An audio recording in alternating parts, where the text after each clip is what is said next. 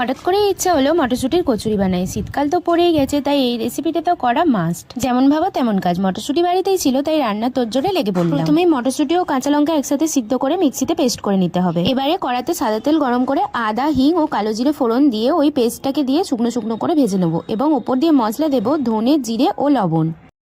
এটা শুকনো শুকনো করে ভাজা হয়ে গেলে একটা পাত্রে তুলে নিয়ে ঠান্ডা করে নেব। মটরশুটির কচুরির সাথে বেস্ট কম্বিনেশনে যায় চানা পনিরের তরকারি। এবারে আমি সেটাকেই বানিয়ে নেব।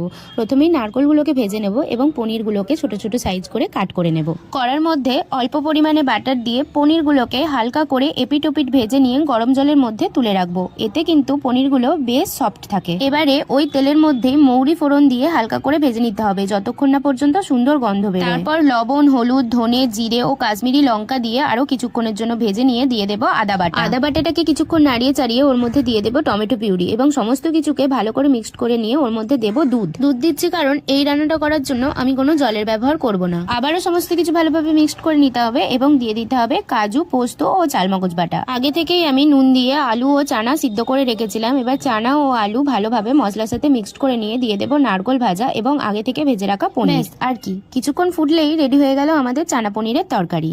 আর মা অন্যদিকে ময়দাটাকে মেখে আগে থেকে যে মটরশুটির পুরটা তৈরি করে রেখেছিলাম ওইটা দিয়ে কচুরিগুলোকে বেলে দিয়েছিল। এবারে গরম তেলের মধ্যে ওগুলোকে ছেড়ে দিলেই রেডি হয়ে গেল আমাদের ফুলকো ফুলকো কচুরি। এই ভিডিওটায় তোমাদের সাথে আমি দুটো রেসিপি শেয়ার করলাম। আজকে ছিল এটাই আমাদের ব্রেকফাস্ট। কেমন লাগলো ভিডিওটা অবশ্যই কমেন্ট করে জানিও। আর যদি ভালো লাগে লাইক করতে ভুলো না কিন্তু।